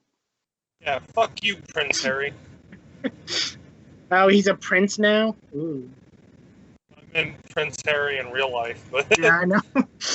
That could be the same Harry. Like, if you want to, like, this timeline. Yeah, Harry Potter's the real story, and he used his magic to trick people into thinking he was royalty in real life. Yeah, pretty much. So Prince Harry is Harry Potter. You heard it first here. Speaking of stupid things that people talk about all the time, Dumbledore being gay in the books. Yeah. I don't know where this came up from, but there's like no evidence in any of the books to his sexuality one way or the other. Yeah. Like, they never mention it whatsoever. I mean, other than the fact that, like, his only friend was Grindelwald growing up. But like, they never say that he had a sexual attraction to Grindelwald or anything. Yeah. Like, they're just friends. And I mean, sure, he never married or anything, but that doesn't make somebody gay. I mean, he was Johnny Depp, so it is a possibility. What? Because it was Johnny Depp. Oh, yeah, Johnny Depp could flip anybody. But still, though, there's no evidence that that Dumbledore is gay, and it honestly baffles me that people think that the books state he's gay. And I can't trust anything J.K. Rowling says, because I'm pretty sure, like, 2 years ago, she came out and said that Hermione was supposed to be black, but in the books it describes her as a pale white girl. So, yeah. But then we went Emma Watson. Yeah, I don't know. But yeah, like I said, like, I don't know. There's no indication. She was supposed to end up with Harry too, but that isn't how it happened. Yeah. Next thing you know, J.K. Rowling should come out and say that Harry was supposed to marry Dumbledore. Basically, she made Harry Potter and got super successful, and then several years went by, and she's like, "I gotta cash more in on this." So then she like made Pottermore and keeps making new things that no one actually cares about. So I think there's a new series or something about time travel or something, but I haven't read it because there's no such thing as a new Harry Potter. They just call it The Cursed Child or something like that. Oh, I've heard about that, but I thought that was like a screenplay. Or not a screenplay, like a regular play. I picked it up in a bookstore once, and it's set up like a apparently it's a play. I thought it was a book, but apparently it's a play. Yeah. Yeah. Oh, and then you were saying something earlier about how the Sorting Hat, or whoever made the Sorting Hat, is evil. Okay, so listen to this. The story begins 19 years after the events of Harry Potter and the Deathly Hallows and follows Harry, who is now the head of the Department of Magical Law Enforcement at the Ministry of Magic, and his younger son, Albus Severus Potter, dumbest name possible, who is about to attend Hogwarts of Witchcraft and Wizardry. That's the play is marketed as the 8th story in the Harry Potter series. The play received enthusiastic critical reception, although the script was not received well by some of the Harry Potter fandom. Probably why I don't actually know what it's about. Yeah, I hate the ending of the last movie where his stupid retarded kid is all like, "What if I end up in Slytherin, Dad?" And he's like, "Albus Severus Potter," and I'm like, "Oh my gosh, that's the worst name." And there's no way you named your son after Snape. Yeah, I get Dumbledore, but not. There's no way you named your son after Snape. Yeah, no, he should have named him Sirius or something. I don't care how many. I don't care how many magical tears he like stuck his head into to watch. Tortured you for 7 years. And then because you got like one unrealistically large teardrop from him and put it in the base and stuck your head in it, suddenly you're going to name your son after him? That'd be like if Snape had a son and named him James. Is it ironic that he named his son after Dumbledore and the guy that killed him? Or... That's so fucked up. That is so fucked up. Oh my god. It's the dumbest name ever I can possibly imagine. I mean, no one's named Albus in real life either. No, not a real name. It's a magical name. No, it's not. No, it's not a magical name. I don't even think they would use the name Albus in D&D. Like, Yes. They would. This is the dumbest name. Almost as dumb as Grindelwald. Yeah, Grindelwald is stupid. Wasn't the whole backstory like, he and Dumbledore were friends, but then he became a dark wizard, and so Dumbledore had to face off with them, and then Dumbledore was the greatest wizard ever because he defeated the biggest dark wizard or some crap like that.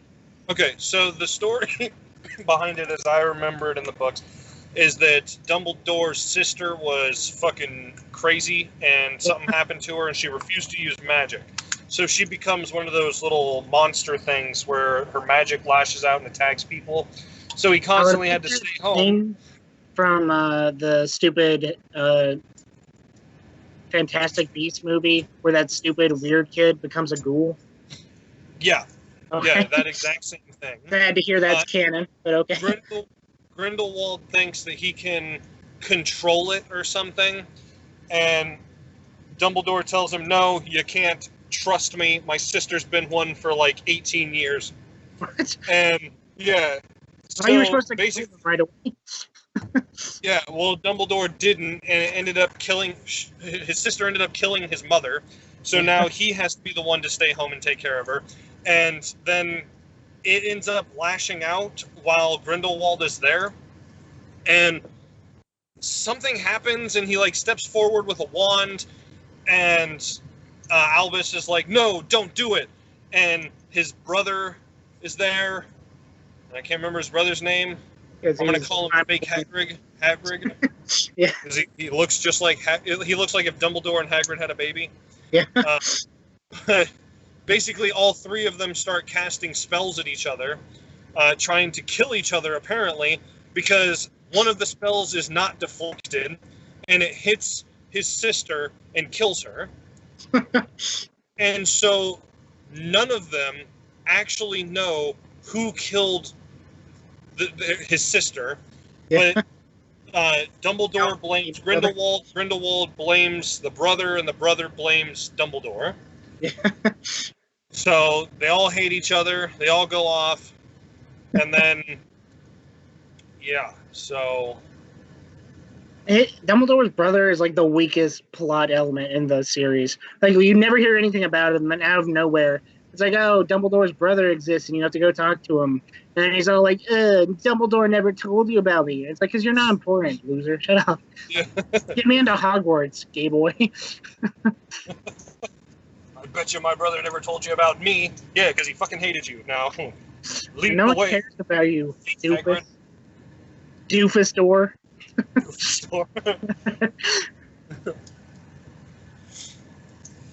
Oh, God.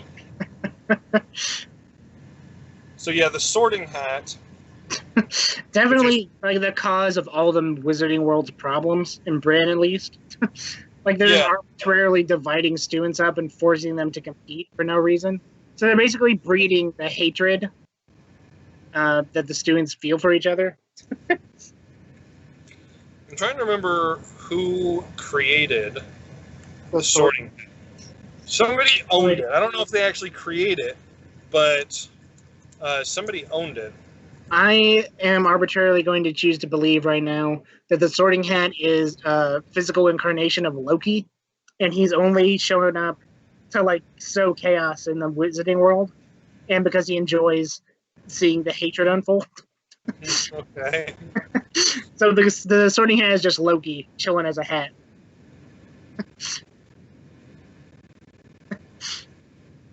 Okay. Apparently, in the dumbest fucking explanation I've ever heard about anything, is the hat belonged to Godric Gryffindor.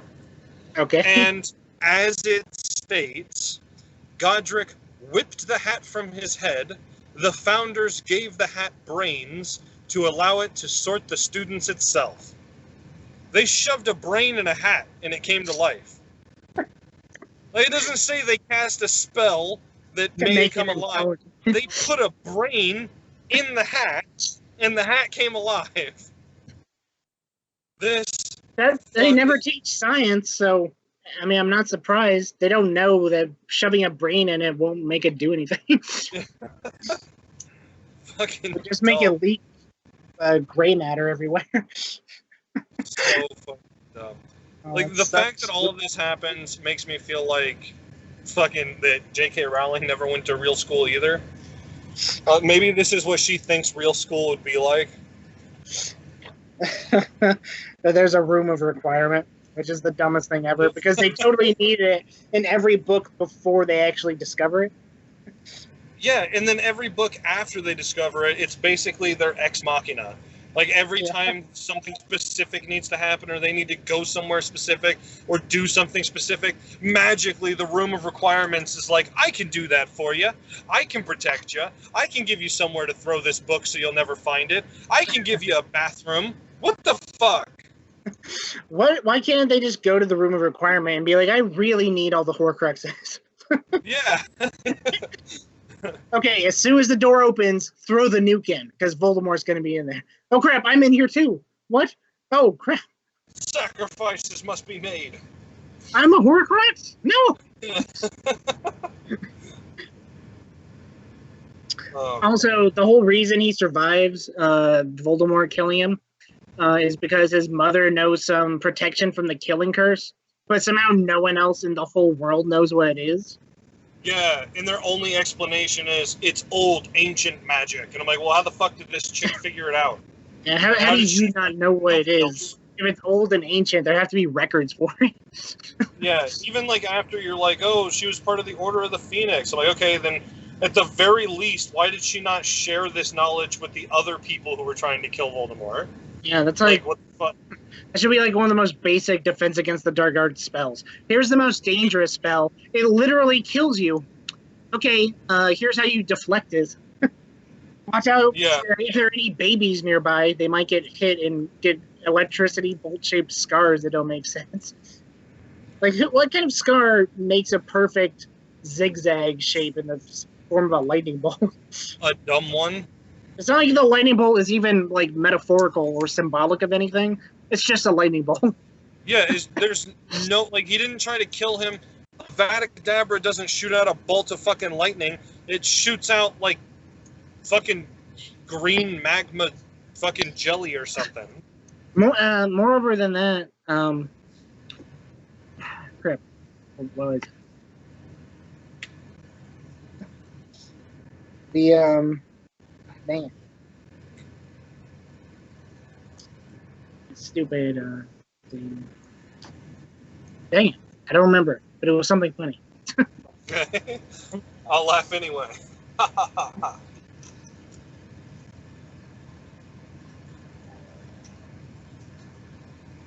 Nope. I have to commit seppuku. Where's my... Where to commit Sudoku.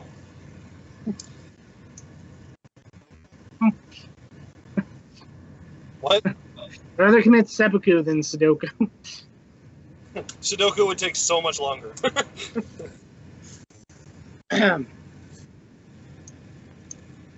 All right, so do you want to talk about evil Harry Potter? Alright, hang on. Lightning bolt. Oh, I remember now. They have all this magic to cure people, but not one person was like, "Oh, that's a noticeable scar. Scarus removus. Boom, no more scar on your forehead to disfigure you. Now you can actually get a haircut that shows your forehead." But it's a magic scar. Yeah. Aren't all scars magic scars? How come when Harry fucking slashed the shit out of Malfoy, he wasn't covered in scars? Weren't those magical scars, J.K. Rowling? Yeah, so like in a world where they can literally put your blood back in your body, refix your bones, fix your nose with a wave, they can't do away with this iconic scar that gets him recognized by everyone. That's the main thing that makes him recognizable to the public. Yeah, that's why everyone hates him, is because of this fucking lightning bolt on his head. Yeah, like, if he somehow found a way to get rid of it, then he would walk around and they'd be like, "Aren't you Harry Potter?" And he's like, you see a scar lady? Nope, sorry. And he could just live a normal life. Leave me alone. Like, I'm pretty sure that's the only reason he gets recognized, because he has it clearly visible all the time. Yeah. If he just wore like a baseball cap or something for the first book, for the rest of the books, nobody would know who the fuck he was. Or a traditional wizard hat. Like why aren't those standard issue with the robes? Yeah, why is it that only the teachers wear those? So they're magic and they live in a world with pens and pencils and paper, and they still write on ink and like parchment and crap. Oh my god. Don't. Oh, I hate this series. The more and more we talk about this, I hate this fucking series. Doesn't the Rita Lovegood character, does she have like a magical floating typewriter at one point? Or am I not remembering that right? No, it's still a magic quill. Okay. And a fucking pad of pen, but the quill writes itself. And it doesn't even, it doesn't write what's happening. Something that bothered me so much about the book, they mention it like a tiny bit in the movie. They make one little reference to it. But in the book, she'll be sitting there having a conversation with somebody, and the pen will be floating in the air, writing down on this piece of paper absolutely nothing that's said. It will be making up a story as she's talking about something else. So why she even need it if the pen does it on its own? I know. I'm like, why do you even have to go to these interviews if you're just going to have your magic pen make up something that didn't happen? Just make up a fucking interview and tell people you did it. That's what you do anyway. Bush as your little beetle self and take pictures. Write your own fucking stories. Quit showing up. Quit being a part of the story. You're dumb. You're the dumbest fucking character in the whole book. And that's saying so fucking much. And Hermione straight up kidnaps her in a beetle form or whatever. Yeah, she puts her in a jar and keeps her for a year. And then just randomly, Hermione calls her up after she's been let go and is like, hey, come meet me and Harry in this bar in this weird magic town that's 200 yards away from my school. And she shows up. Why would you show up? He's a 15-year-old that trapped me in a jar for 12 months. Yeah. Even if you were oh no, someone's going to find out I'm an animagus, I would still call the magic cops on this bitch. She kidnapped me and kept me in a jar. She did not feed me. Speaking of stupid crap, why are wands like iPhones? They randomly do this crap halfway through the series where it's oh, let's check what their last spell was. And they can somehow see a list of their most recent spells. Yeah. Which is the dumbest thing I can possibly conceive of. I'm pretty sure it starts when he first battles Voldemort, and then for no reason he sees his parents, because the last spell Voldemort used, which it wasn't the last spell, was to kill his parents all those years ago. No, they mention it earlier in the Goblet of Fire, in the very beginning, when the Death Eaters show up and they're like, give me your wand. And he's like, why? Because even Harry Potter doesn't know this is a thing in the Harry Potter world. Yeah. And they're like, give me your wand. And they check and they're like, it did come from his wand. And he's like, I don't know how to use that spell. It must have been your elf slave that was sitting next to me during the show. How can someone else use your wand if, like, they didn't disarm you first? I have no fucking clue, okay? The rules of this world make zero fucking sense, and the more you read... This is basically, like, I don't want to offend anybody, but this is basically, like, fantasy version of the Bible. Every chapter contradicts what was said in the chapter before. Every book contradicts what was said in the book before. You're making shit up as you go along, and none of it makes sense. You, J.K. Rowling. I like the version of... I like the idea of evil Harry Potter more, where he was actually put into Slytherin in the first place. Speaking of stupid crap, the only reason he can speak Parseltongue is supposedly because he's a Horcrux, and I don't know how that translates, but basically my idea is that Harry Potter should have been in Slytherin, and he would have been like best friends with Malfoy instead of like the other losers. And basically the story would have been Harry deciding, you know what, screw Voldemort, I'm going to be the new Dark Lord, and he tries to like usurp Voldemort's power, and Draco cares about his family, so he's like gonna help him defeat Voldemort. But then he realizes Harry's more evil than Voldemort, and then by the end it's like, oh, Harry, you changed, you know, this isn't you, bro, you gotta stop this. And he's like, screw you, Malfoy, you're a wuss. And then We're the chosen one. Yeah, and then the end is basically like Draco having to like nut up and destroy his best friend for the safety of the world, because like Harry's too evil for him. And he's not actually evil. He just wants his family to be safe. Yeah. And so basically, over the course of the series, Harry becomes this huge, like, evil tyrant and stuff. Yeah, but she couldn't do that because that would have been straight fucking, like, Star Wars. That would have been the prequels right there. Well, there's still time. That could be an alternate universe prequel. Jesus. Or maybe Harry, after he becomes like head of the magical law enforcement, like he gets fed up with all the bureaucracy and he becomes a corrupt Auror. And so his son has to like take him down once he becomes a corrupt dark wizard hunter. And he starts taking bribes from dark wizards and stuff. And so his retarded son has to use his elementary school magic to defeat his own father because he's the new dark wizard. He gets his nose chopped off in like a printing accident and then becomes Voldemort. That sounds like some bullshit J.K. Rowling would do. Fuck that. Oh my god. And they need to let Harry Potter die. There's a scene where Ginny's like, oh, Harry, you've changed. This isn't you. And he's just like, I cheated on you with Hermione or some crap like that. Harry, why? Or I never loved you. I always liked like Hermione, but she was taken by your brother first. So I settled for you. That would be way more evil. Yeah. What a crap heap of a series. Why is this so popular? Oh, no. That's not how it would go because it's J.K. Rowling. So it would be like he's about to kill Jenny, and he's like, I always loved your brother, but he was straight. Like, Ron tried to get me to have a three-way with his wife or something. Yeah, and then he kicked me out when I touched his bum. Because they're British, and they say bum. Yeah. As will say lorry instead of semi. Yeah. They say a bunch of stupid shit instead of real words. They also misspell all their words, which makes me angry. I want to know what color that is, not what color it is. More. Yeah.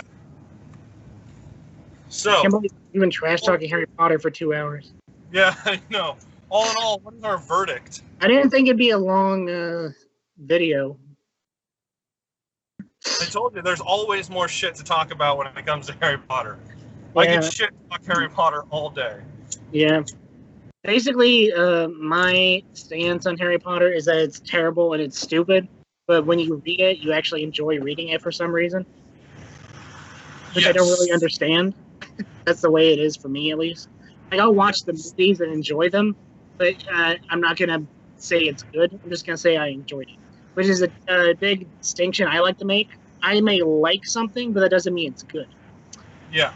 So I would say. What's that? I'm looking here at my gaming shelf. Borderlands isn't good, but I'll enjoy a playthrough of it or something like that.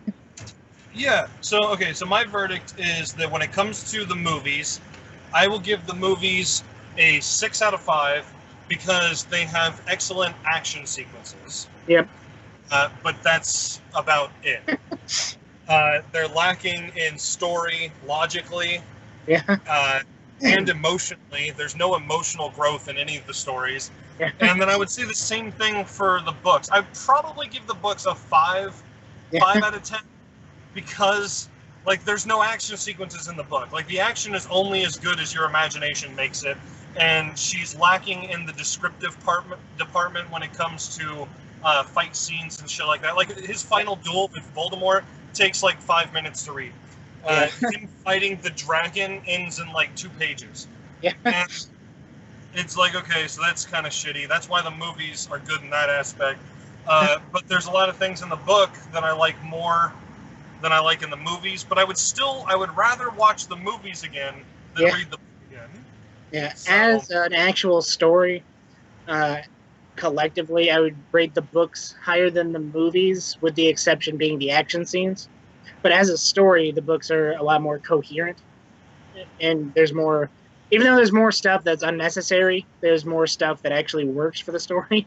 Whereas they omit a lot of stuff in the movies, like the resolution with the Dursleys and all that kind of stuff.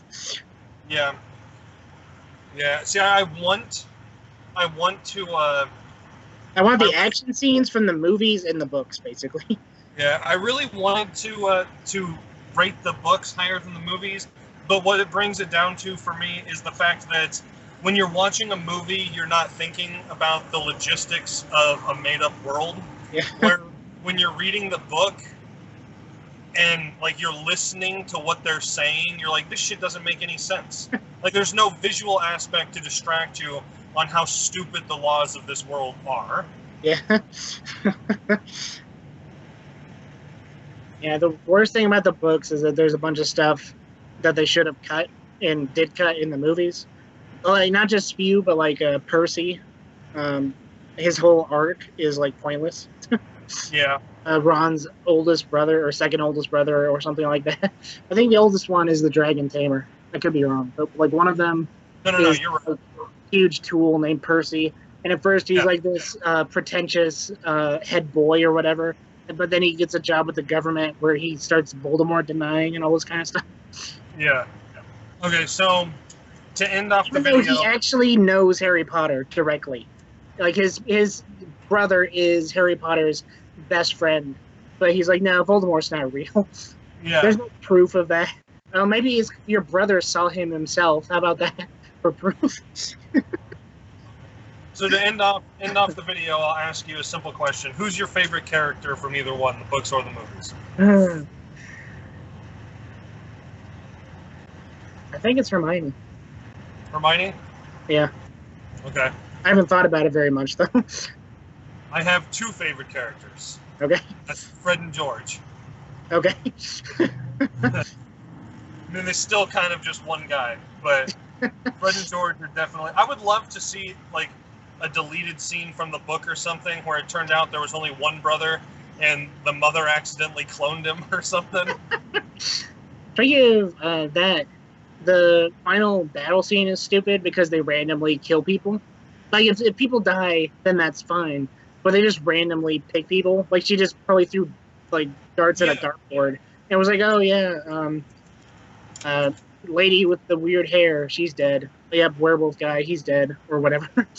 There's no action sequence even in the book to lead up to their deaths. It's he walks in a room and all of these people are just dead, and we're well, how the fuck did they die? There was a battle off screen that we don't get to see. Yeah. All right. High five.